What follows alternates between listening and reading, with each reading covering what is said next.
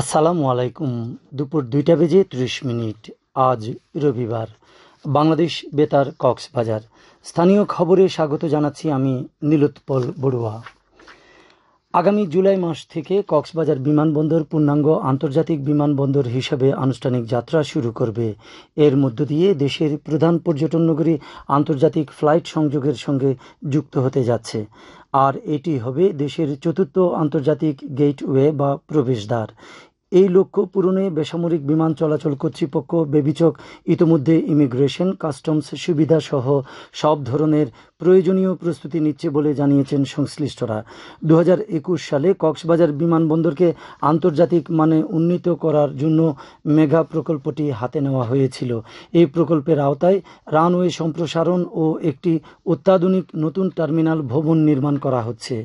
বেবিচক chairman জানিয়েছেন, বঙ্গোপসাগরে সম্প্রসারিত 1700 ফুট রানওয়ের নির্মাণ কাজ আগামী জুলাইয়ের মধ্যে সম্পন্ন হবে। এর ফলে কক্সবাজার বিমানবন্দরে রানওয়ের দৈর্ঘ্য দাঁড়াবে 10,700 ফুটে, যা দেশের দীর্ঘতম রানওয়ে হিসাবে নতুন রেকর্ড গড়বে। পর্যটন সংশ্লিষ্টরা আশা করছেন, কক্সবাজার বিমানবন্দর আন্তর্জাতিক ফ্লাইটের সঙ্গে যুক্ত হওয়ার মাধ্যমে এটি আঞ্চলিক পর্যটনের একটি অত্যন্ত গুরুত্বপূর্ণ কেন্দ্র হিসাবে আত্মপ্রকাশ করবে এবং দেশের পর্যটন শিল্পে নতুন দিগন্ত উন্মোচিত হবে। স্বাস্থ্য অধিদপ্তরের অসংক্রামক রোগ নিয়ন্ত্রণ এনসিডি কর্মসূচির উদ্যোগে এবং national heart foundation of Bangladesh চট্টগ্রামের সহযোগিতায় কক্সবাজার জেলায় এনসিডি কর্নারে সেবার মান উন্নয়ন শীর্ষক প্রশিক্ষণ কর্মশালা শুরু হয়েছে। আজ সকালে জেলা ইপিআই ভবন সম্মেলন কক্ষে 2 দিন ব্যাপী এ কর্মশালা শুরু হয়। এতে প্রধান অতিথি ছিলেন স্বাস্থ্য অধিদপ্তরের এনসিডিসির লাইন ডিরেক্টর অধ্যাপক ডাক্তার সৈয়দ জাকির হোসেন। জেলা সিভিল সার্জন ডাক্তার মাহমুদুল হকের সভাপতিত্বে এতে এনসিডিসির ডেপুটি প্রোগ্রাম ম্যানেজার ডাক্তার রাহাত ইকবাল, ন্যাশনাল হার্ট ফাউন্ডেশনের এডিশনাল প্রোগ্রাম ডিরেক্টর ডাক্তার মাহফুজুর রহমান ভূঁইয়া, রেড ক্রিসেন্ট সোসাইটির পরিচালক আকরাম আলী খান বক্তব্য রাখেন।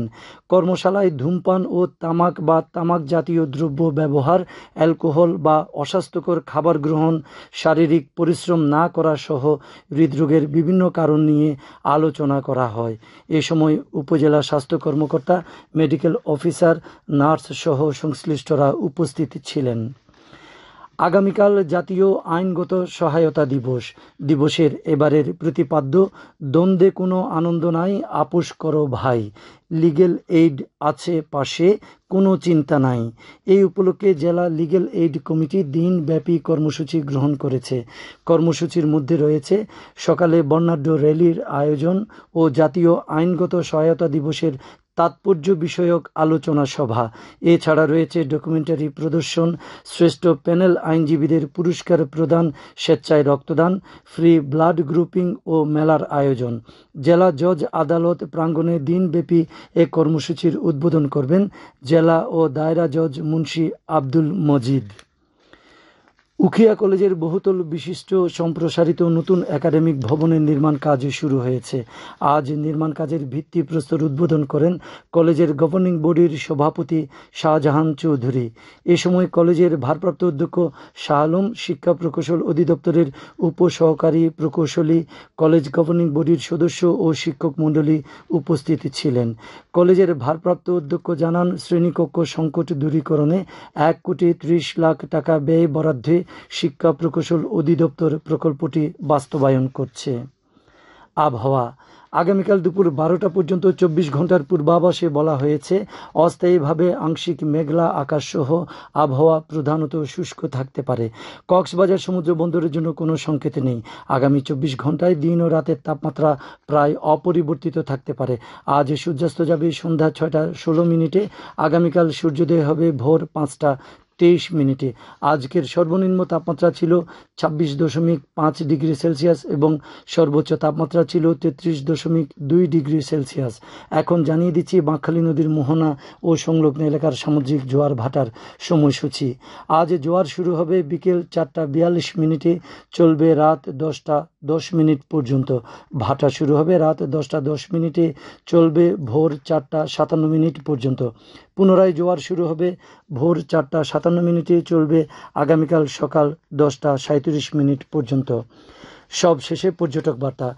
পর্যটন নগরী কক্সবাজারে আগত ভ্রমণ পিয়াসুদের সাগরের পানিতে নামার পূর্বে সাবধানতা অবলম্বন করার জন্য অনুরোধ করা হচ্ছে।